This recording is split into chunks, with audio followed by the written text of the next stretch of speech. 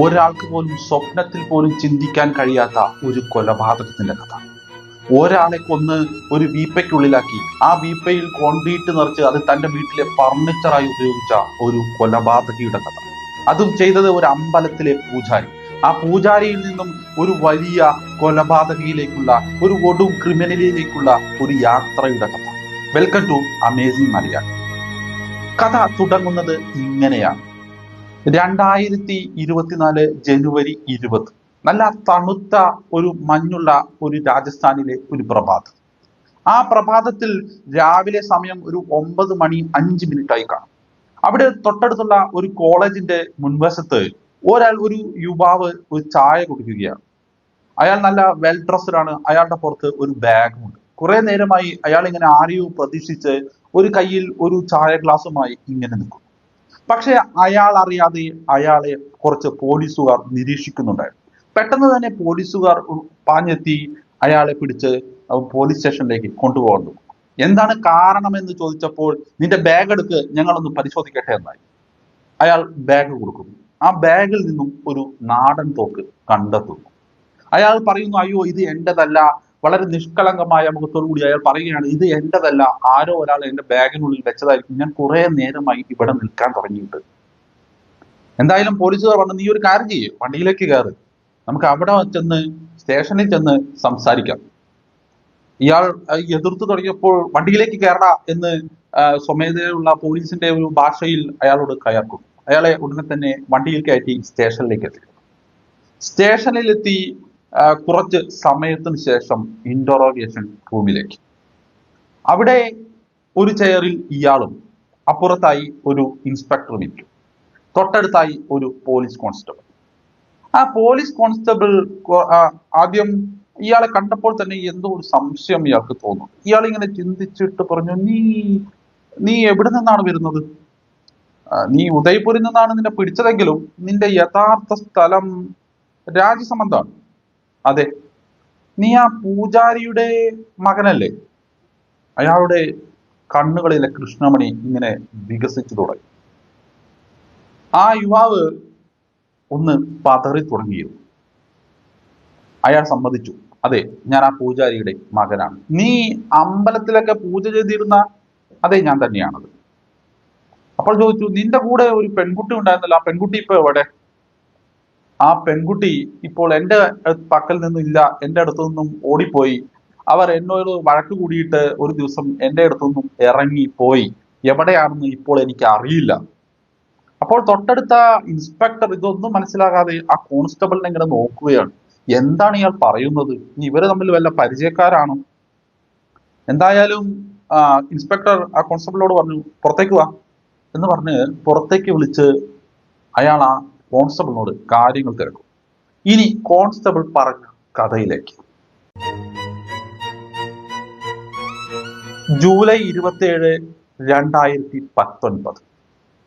ഇയാൾ അവിടെ അമ്പലത്തിലെ ഒരു പൂജാരിയുടെ അസിസ്റ്റന്റ് ആണ്. അവിടുത്തെ അമ്പലത്തിലെ പൂജാരി എന്ന് പറയുന്നത് ഇദ്ദേഹത്തിന്റെ പിതാവാണ്. ഈ പിടിച്ച വ്യക്തിയുടെ പേര് രാഹുൽ രാജ് ചതുർവേദി. ഈ രാഹുലിന്റെ പിതാവാണ് അവിടുത്തെ പ്രധാന പുരോഹിതൻ. അപ്പോൾ പ്രധാന പുരോഹിതന്റെ അസിസ്റ്റന്റ് ആയി അദ്ദേഹത്തിന്റെ മകനായ ഈ രാഹുലുമുണ്ട് കൂടെ. ഈ രാഹുൽ അവിടെയുള്ള കാര്യങ്ങളൊക്കെ ചെയ്ത് ജീവിക്കുന്ന ഒരു സാധാരണ സാധുവായ ഒരു പൂജാരി ആണ്. അങ്ങനെ ഇരിക്കെ അവിടേക്ക് ഒരു സ്ത്രീ കടന്നു വരുന്നു. കാഴ്ചയിൽ തന്നെ വളരെ ദുഃഖിതയായി ഫീൽ ചെയ്ത അവരുടെ ഇരുഭാഗത്തുമായി 2 കുട്ടികളുമുണ്ട്. അയഞ്ഞ മുടിയോടുകൂടി കുറച്ച് പഴകിയ ഒരു സാരി ഉടുത്തുകൊണ്ട് ആ സ്ത്രീ അവിടേക്ക് കടന്നു വരികയാണ്. ഈ കഥയിൽ വളരെ പ്രാധാന്യമുള്ള ഒരു വ്യക്തിയാണ് ഈ കടന്നു വരുന്നത്. അങ്ങനെ ആ സ്ത്രീ ആ അമ്പലത്തിലേക്ക് പ്രവേശിക്കുന്നു.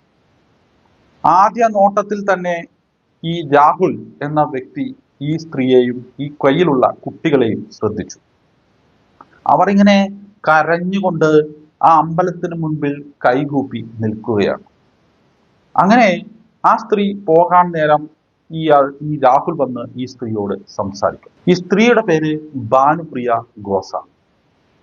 ഈ ഭാനുപ്രിയ ഗോസ്വാമി തന്റെ സങ്കടങ്ങൾ ആദ്യമൊന്ന് പറയാൻ വിസമ്മതിച്ചെങ്കിലും പിന്നീട് ഇയാളോട് വളരെ സമാധാനപൂർണമായ ഈ സംസാരത്തിന് ആ പ്രകാരം ഇയാളോട് ഈ കാര്യങ്ങൾ പറയുകയാണ്. തൻ്റെ കുടുംബത്തിൽ വളരെ വലിയ പ്രശ്നമുണ്ട്. തൻ്റെ ഭർത്താവ് തന്നെ നിരന്തരമായി ഉപദ്രവിക്കുന്നു. വീട്ടിൽ വളരെ വഴക്കാണ്. ഈ കുട്ടികളെയും കൊണ്ട് ഞാൻ എന്ത് ചെയ്യണമെന്ന് അറിയാത്ത ഒരവസ്ഥയാണ് എന്നൊക്കെ പറഞ്ഞിങ്ങനെ കരഞ്ഞുകൊണ്ടിരിക്കുകയാണ്. ഈ രാഹുൽ ഈ സ്ത്രീയെ സമാധാനിപ്പിക്കുന്നു. അങ്ങനെ ഈ രാഹുലിന്റെ സമാധാനിപ്പിക്കലും എല്ലാം കേട്ടതിന് ശേഷം കുറച്ച് ആശ്വാസം കിട്ടിയ ആ സ്ത്രീ ചെറുതായി ഒന്ന് ആ രാഹുലിനോട് പുഞ്ചിരിക്കുന്നു. കുറെ നാളിന് ശേഷം ആ മുഖത്ത് വിരിയുന്ന ഒരു പുഞ്ചിരിയായിരുന്നു അത്. അങ്ങനെ ഈ രാഹുൽ ആ 2 ദിവസം അവിടെ അമ്പലത്തിനടുത്ത് താമസിക്കാനുള്ള സൗകര്യം ഈ സ്ത്രീക്ക് ഒരുക്കി നൽകുന്നു. അങ്ങനെ ഈ ഭാനുപ്രിയയും 2 കുട്ടികളും അവിടെ താമസിച്ച് 2 ദിവസം കഴിഞ്ഞപ്പോൾ ഈ രാഹുലിനോട് വിട പറഞ്ഞ് പോവുകയാണ്. പിന്നീട് ഒരു 2 മാസത്തിന് ശേഷമാണ് ഇവർ തമ്മിൽ വീണ്ടും കാണുന്നത്. അന്ന് കയ്യിൽ കുട്ടികളൊന്നുമില്ലായിരുന്നു.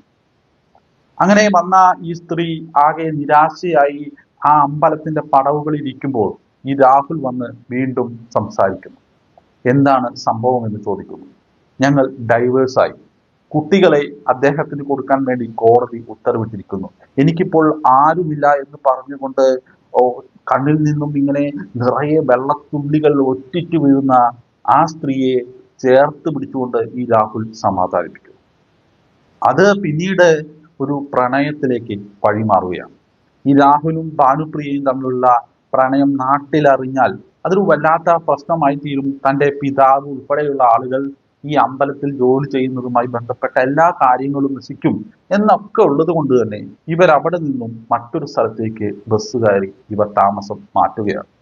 അവർ ആ ബസ്സിൽ കയറി അങ്ങനെ പോകുന്ന സമയത്ത് സമാധാനിപ്പിച്ച് തൻ്റെ ജീവിതത്തിലേക്ക് നയിച്ചുകൊണ്ട് ഒരാൾ തൻ്റെ കൂടെയുണ്ട് എന്ന ആശ്വാസത്തിൽ ഭാനുപ്രിയയും തനിക്ക് ഇത്രയും നാളും കിട്ടാത്ത ഒരു ആശ്വാസവും സ്നേഹവും എല്ലാം കിട്ടി എന്ന വിശ്വാസത്തിൽ ഈ രാഹുൽ ഇരിക്കും. അങ്ങനെ അവർ വേറൊരു നഗരത്തിലെത്തും. അവിടെ ചായപ്പൊടിയുടെ കച്ചവടം ഒരു ചെറിയ രീതിയിൽ ഈ രാഹുൽ തുടങ്ങും. അങ്ങനെ ചെറിയ ഈ ടീ ചെറിയ പാക്കറ്റുകളാക്കി കൊണ്ടു നടന്ന് വിറ്റ് ചില കടകളിൽ എത്തിച്ചുകൊണ്ട് ഈ രാഹുൽ ഇങ്ങനെ പോകുന്ന സമയത്താണ് ഈ സ്നേഹം എന്ന് പറയുന്ന ഈ വികാരത്തിന്റെ മുകളിൽ ഒന്നും കണ്ണു കാണാത്ത ഈ രാഹുലും അതൊരു വല്ലാത്ത വിഭ്രാന്തിയായി മാറിക്കൊണ്ടിരിക്കുന്നത് ഈ ഭാനുപ്രിയ തിരിച്ചറിയുകയായിരുന്നു. അവർ താമസിച്ചിരിക്കുന്ന ഫ്ലാറ്റിനുള്ളിൽ ഈ സ്നേഹം എന്ന ഈ ബലൂൺ വീർത്ത് അതൊരു വല്ലാത്ത ശ്വാസം മുട്ടലായി ഈ ഭാനുപ്രിയയ്ക്ക് അനുഭവപ്പെട്ടു തുടങ്ങി. ആരോടും സംസാരിക്കാൻ പാടില്ല, ആരെയും ഫോൺ ചെയ്യാൻ പാടില്ല, ആ കുട്ടികളെ ഒരിക്കൽ പോലും ഫോൺ വിളിക്കരുതെന്ന് പറയുന്നു, ഫോൺ വാങ്ങി വെക്കുന്നു, ആരോടെങ്കിലും സംസാരിച്ചാൽ അത് വഴക്കിലേക്ക് കലാശിക്കുന്നു. അങ്ങനെ വല്ലാത്ത ഒരു വീർപ്പ് മുട്ടലിൽ ഈ സ്ത്രീക്ക് ആൾറെഡി ഉണ്ടായിരുന്ന ഒരു മാനസികമായ ചില പ്രശ്നങ്ങൾ കൂടി ചേരുമ്പോൾ അത് വല്ലാത്ത ഒരു വഴക്കിലേക്കാണ് എത്തിച്ചേരുന്നത്. അങ്ങനെ ആ വഴക്ക് മൂത്ത് ഒരു വല്ലാത്ത അവസ്ഥയിലെത്തും. അതിനിടയ്ക്കാണ് കോവിഡ് എന്ന മഹാമാരി ഇന്ത്യയിൽ എത്തിച്ചേരുന്നത്. ലോക്ക്ഡൗൺ പ്രഖ്യാപിച്ച നേരം ആ വീട്ടിൽ എന്നാൽ പോലും ലോക്ക്ഡൗൺ ആണെങ്കിൽ പോലും ചില സ്ഥലങ്ങളിലൊക്കെ പോയി തൻ്റെ സപ്ലൈ കൊടുത്തുകൊണ്ട് മടങ്ങി വരുന്ന ഈ രാഹുൽ ഒരു ദിവസം വീട്ടിലെത്തിയപ്പോൾ ആ വീട്ടിൽ വന്ന് ഭക്ഷണമൊന്നും ഉണ്ടാക്കിയില്ലേ എന്ന് പറഞ്ഞുകൊണ്ട് അവിടെ ഇങ്ങനെ വഴക്ക് മൂത്ത് വരുന്ന സാധനം. ഈ സ്ത്രീ ഒരു ബാറ്റ് എടുത്തുകൊണ്ട് അടിക്കാൻ വേണ്ടി ഓങ്ങുന്നതിനിടയ്ക്ക് ആ ബാറ്റ് പിടിച്ചു വാങ്ങി ഈ സ്ത്രീയെ നിലത്ത് തള്ളിയിട്ട് ആ ഭാനുപ്രിയയുടെ കഴുത്തിൽ ഒരു മൊബൈൽ ചാർജർ ഇങ്ങനെ വരിഞ്ഞു മുറുക്കിക്കൊണ്ട് തൻ്റെ ക്രോധമെല്ലാം ഈ രാഹുൽ തീർക്കുകയാണ്. ആ ശ്വാസം നിലച്ചു എന്ന് ഉറപ്പ് വരുത്തുന്നത് വരെ അയാൾ ഇങ്ങനെ കഴുത്തിങ്ങനെ ഞെരിച്ചമർത്തിക്കൊണ്ടിരിക്കുകയാണ്. ആ മൊബൈൽ ചാർജർ കറിഞ്ഞ് അയാൾ കഴുത്തിൽ ഇങ്ങനെ ഞെരിച്ചമർത്തിക്കൊണ്ടിരിക്കുകയാണ്. അയാളുടെ ആ ക്രോധം ഇങ്ങനെ വല്ലാത്ത ഒരു അവസ്ഥയിലേക്ക് എത്തിക്കൊണ്ടിരിക്കുന്ന സമയം ആ നിശബ്ദമായ ആ തെരുവുകളിൽ ആരും തന്നെ ഈ സ്ത്രീയുടെ കരച്ചിലോ അല്ലെങ്കിൽ ആ വെപ്രാളമോ ഒന്നും പുറത്തിറങ്ങില്ല. അയാളെല്ലാം കഴിഞ്ഞ് ആ സ്ത്രീയുടെ മുകളിൽ നിന്നും മാറി നിൽക്കുന്നു. അവിടെ മാറിയിരുന്ന് കുറച്ചു നേരം ഈ സ്ത്രീയെ ഇങ്ങനെ നോക്കിയതിനു ശേഷമാണ് അയാൾ സ്വബോധത്തിലേക്ക് വരുന്നത്. ഉടനെ തന്നെ ആ ഭാനുപ്രിയയുടെ മുഖത്ത് ഇങ്ങനെ തട്ടിക്കൊണ്ട് നീ എണീക്ക് എണീക്ക് എണീക്ക് എന്ന് പറഞ്ഞു. അപ്പോഴേക്കും ജീവൻ ശരീരത്തിൽ നിന്നും വിട്ടുപോയിരുന്നു. പിന്നീട് അങ്ങോട്ട് ഇയാൾക്ക് ഒരൊറ്റ ചിന്ത മാത്രം, എങ്ങനെ ഈ ബോഡി ഡിസ്പോസ് ചെയ്യാം. അതിനൊരു കാരണം ഉണ്ടായിരുന്നു. ഇയാൾ ക്രൈം പട്രോൾ എന്ന സീരീസിന്റെ ഒരു വല്ലാത്ത ആരാധകനായിരുന്നു. ഇയാൾ പൂജാരി ആയിരുന്നെങ്കിൽ പോലും ഇയാളുടെ പ്രധാനമായ ഒരു ഹോബി ഈ ക്രൈം സീരീസുകൾ ഇങ്ങനെ കാണുക എന്നുള്ളതായിരുന്നു. ക്രൈം പട്രോൾ എന്ന 1300 എപ്പിസോഡുകൾ ഇയാൾ കണ്ടു തീർത്തിരുന്നു. അതിലെ പല വിഷ്വൽസും ഇയാളുടെ തലച്ചോറിൽ ഇങ്ങനെ വന്ന് പോയിക്കൊണ്ടിരിക്കുകയാണ്. അയാൾ ഇതിൽ നിന്നും ഇൻസ്പയർ ആയിക്കൊണ്ട് അയാൾ പല തീരുമാനങ്ങളും എടുക്കണം. അയാൾ ഉറപ്പിച്ചു, എന്തായാലും ഇത് പോലീസിൽ പോയി പറയുന്ന പരിപാടിയില്ല, എന്തായാലും ഈ ബോഡി എങ്ങനെയും ഡിസ്പോസ് ചെയ്യണം. താൻ കണ്ട 1300 എപ്പിസോഡുകൾ തനിക്ക് അനുകൂലമാകുമെന്ന് അയാൾ ഉറച്ചു വിശ്വസിച്ചു. എന്നിട്ട് അയാൾ ആ ബാൽക്കണിയിൽ ചെന്ന് നിന്ന് അയാൾ ഒരു സിഗരറ്റ് എടുത്ത് പുകച്ച് തല ഇങ്ങനെ താഴ്ത്തി അയാൾ താഴേക്ക് നോക്കുമ്പോൾ കോവിഡിന്റെ ലോക്ക്ഡൌൺ സമയത്ത് നിർത്തിപ്പോയ അപ്പുറത്തെ ഒരു ബിൽഡിങ്ങിന്റെ കൺസ്ട്രക്ഷൻ മെറ്റീരിയൽസ് അവിടെ ഇങ്ങനെ കൂടിക്കിടക്കുന്നു. കുറെ നീല ഡ്രമ്മുകൾ. ആ അരണ്ട ആ സ്ട്രീറ്റിലെ വെളിച്ചത്തിൽ അയാൾ കാണുകയാണ് ആ അരണ്ട വെളിച്ചത്തിലെ ആ നീല ഡ്രമ്മുകൾ. അയാൾ ഉടനെ തന്നെ താഴെ പോയി അതിലൊരു നീല ഡ്രം എടുത്തു വരും. കൂടെ അവിടെ നിന്നും ഒരു സിമന്റ് ചാക്കും കുറച്ച് മണലും. നേരെ അയാൾ വീട്ടിലേക്ക്. ഇതോടകം ആ ബോഡി അവിടെ നിലത്ത് കിടക്കുന്ന ആ ബോഡി എടുത്ത് അയാൾ ഈ ഡ്രമ്മിലേക്ക്, താൻ മാറോട് ചേർത്ത് പിടിച്ച, സ്നേഹത്തോടു കൂടി പിടിച്ച ആ സ്ത്രീയെ അയാൾ ആ ഡ്രമ്മിലിട്ട് ചവിട്ടി ഞെരുക്കി അതിനുള്ളിൽ തള്ളിക്കയറ്റും. എന്നിട്ട് കുറച്ച് മണലും കുറച്ച് മെറ്റലും കുറച്ച് സിമന്റും ചേർത്ത് ഒരു മിശ്രിതം നിർമ്മിക്കും. അവിടെ ഉണ്ടായിരുന്ന ചില കെമിക്കലുകൾ അതിലേക്ക് ഒഴിക്കുകയാണ്. ദുർഗന്ധം പുറത്തേക്ക് വരാതിരിക്കാനും ഇത് ഡീകമ്പോസ് ചെയ്ത് പോവാൻ വേണ്ടി അയാൾ അതിലേക്ക് കോൺക്രീറ്റ് ഇങ്ങനെ വാരി നിറച്ചുകൊണ്ടിരിക്കുകയാണ്. അപ്പോൾ പുറത്തു വന്ന ആ തല പിടിച്ച് അതിലേക്ക് അമർത്തി വെച്ചുകൊണ്ട് വീണ്ടും വീണ്ടും വീണ്ടും കോൺക്രീറ്റ് നിറച്ചുകൊണ്ടിരുന്നു. അതിനുശേഷം അയാൾ അത് നന്നായി മുകൾ ഭാഗം പരത്തിയെടുത്ത് ആ ഡ്രം നന്നായി ഉറപ്പിക്കും. പിന്നീട് അയാൾക്ക് ഇതിൽ യാതൊരു കുറ്റബോധവും അയാളുടെ മുഖത്ത് കണ്ടില്ല. പൂജാവിധികൾ മാത്രം ചെയ്തു വന്ന ഒരു സാധു മനുഷ്യൻ എന്നതിൽ നിന്ന് ഉപരിയായി അയാളിലെ ക്രിമിനൽ ഇങ്ങനെ വളർന്ന് വളർന്ന് വലിയ ഒരു മഹാമേരുവായി കൊണ്ടിരിക്കുന്ന സന്ദർഭമാണ്. അയാൾ അതിനെ കോൺക്രീറ്റ് ഇട്ട് അടച്ചു വെച്ച് അയാൾ അത് ഒരു മൂലയ്ക്ക് മാറ്റിവെക്കുന്നു. ആ കോവിഡിന്റെ ആ മഹാമാരിയുടെ സമയത്തെ ആ നിശബ്ദത, ആ ഫ്ലാറ്റിന് താഴെ ഉണ്ടായിരുന്ന ഉടമസ്ഥൻ ഈ സമയത്ത് തൻ്റെ വീട്ടിലേക്ക് പോയിരുന്ന അവസ്ഥ എല്ലാം മുതലെടുത്തുകൊണ്ട് അയാൾ ആ ബോഡി അവിടെ ഡിസ്പോസ് ചെയ്തു. കാലം കഴിഞ്ഞ് പോയിക്കൊണ്ടിരിക്കുകയാണ്. 2 വർഷം ഇങ്ങനെ പെട്ടെന്ന് നീങ്ങിപ്പോയി. 2 വർഷത്തിന് ശേഷം നല്ല ഒരു നട്ടുച്ച സമയം, രാജസ്ഥാനിലെ ചൂട് വളരെ ഇങ്ങനെ വലിയ അവസ്ഥയിലേക്ക് നീങ്ങുന്ന സമയം. ആ സമയത്ത് ഇയാൾ വന്ന വാതിൽ ഇങ്ങനെ തുറന്നപ്പോൾ അവിടെ ഒരു മനം പുരട്ടുന്ന ഒരു വല്ലാത്ത മണം അയാളെ ഇങ്ങനെ ഇപ്പോൾ തല കറങ്ങി വീഴും എന്ന അവസ്ഥയിലേക്ക് എത്തിക്കും. അയാൾ റൂമിലേക്ക് നോക്കുമ്പോൾ ആ റൂമിലെ ആ ബാരലിൽ നിന്നും ഒരു കറുത്ത ദ്രാവകം ഇങ്ങനെ ഒഴുകി വരികയാണ്. ആ കറുത്ത ദ്രാവകം ആ മനുഷ്യന്റെ ശരീരം ഇങ്ങനെ ചീഞ്ഞളിഞ്ഞ് അത് പ്രവർത്തിച്ച് ആ ബാരലിനെ ഉരുക്കിക്കൊണ്ട് അതിങ്ങനെ ഒഴുകി വരുന്നു. ഇയാൾക്ക് തെറ്റുപറ്റിയത് എവിടെയാണെന്നറിയാം.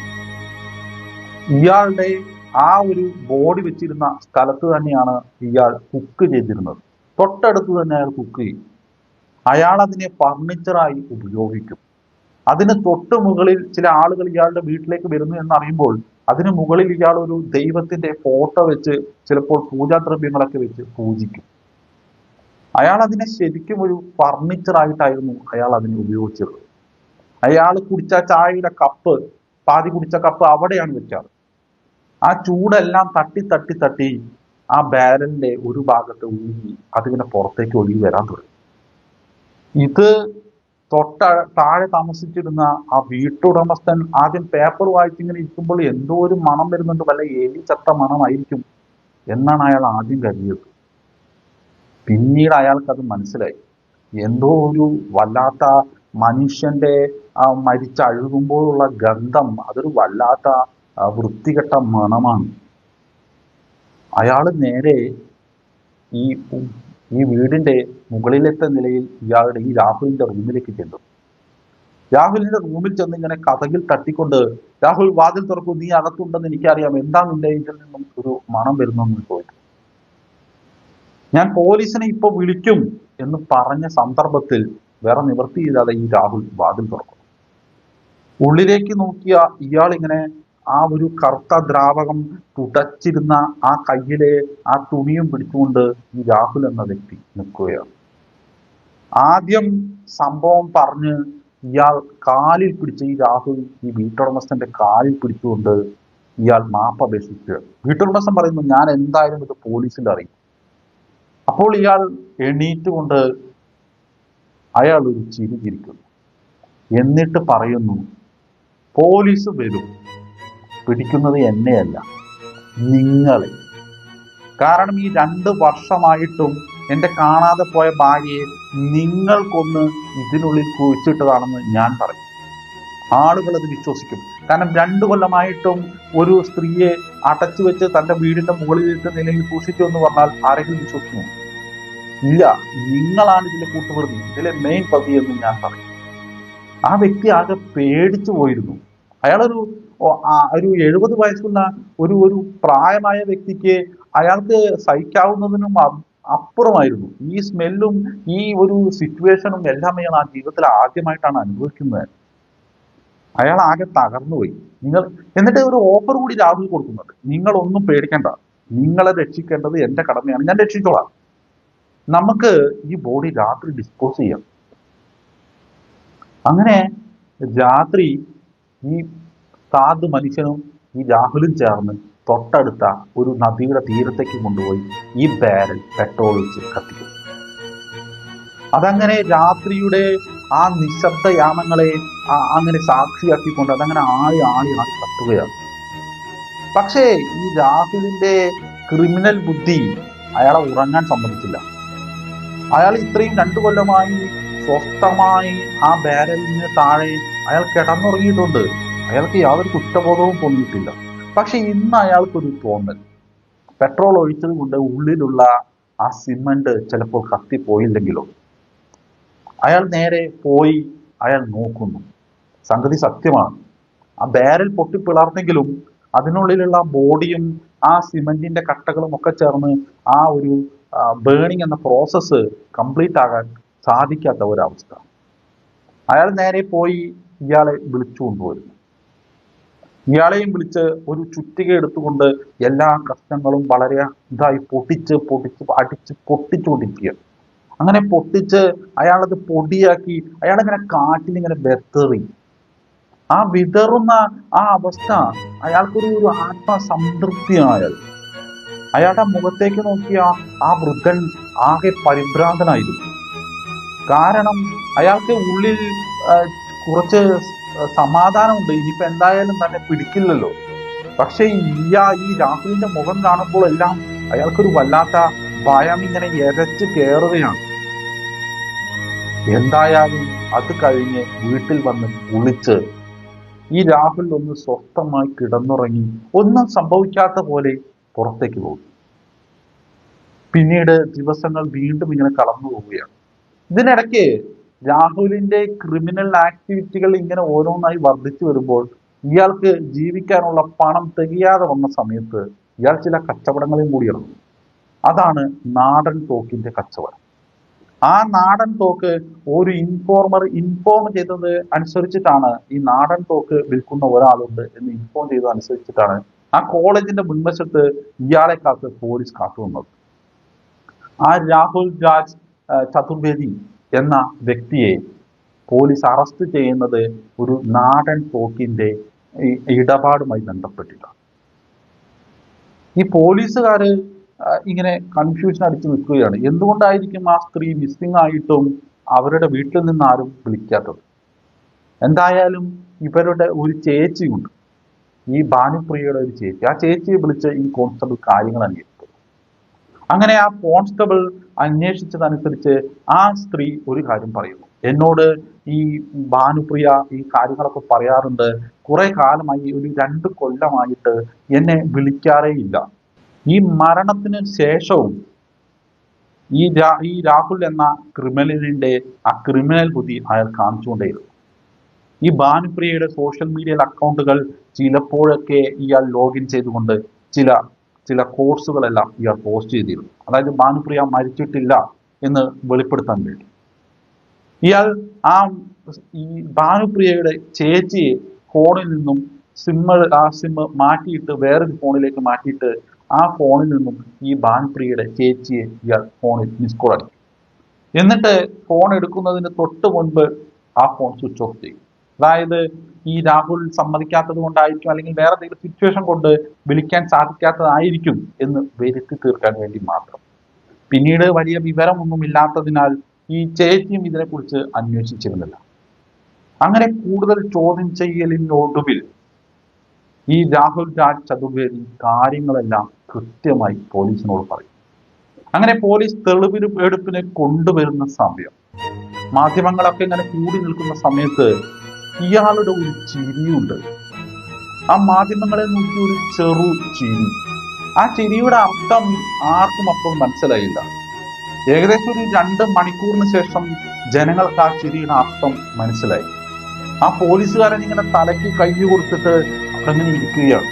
ഇയാൾ മാറി നിന്ന് ഇയാളുടെ മുഖത്ത് ഒരു വല്ലാത്ത ആഹ്ലാദമാണ് ഉണ്ടായത്.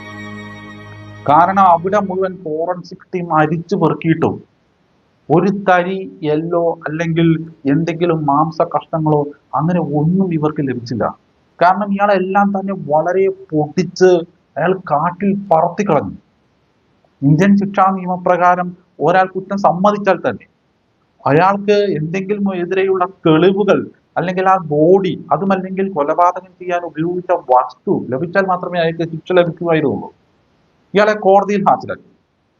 കോടതിയിൽ ഹാജരാക്കിയപ്പോൾ ഇയാൾക്ക് അറിയാമായിരുന്നത് പോലെ തന്നെ സംഭവിച്ചു. ഇയാൾക്കെതിരെ കൃത്യമായ ഒരു തെളിവുകളുമില്ല. ഇയാളുടെ കൺഫെഷൻ എന്ന് പറയുന്നത് അത് നിലനിൽക്കില്ല എന്ന് ഇയാൾക്ക് അറിയാമായിരുന്നു.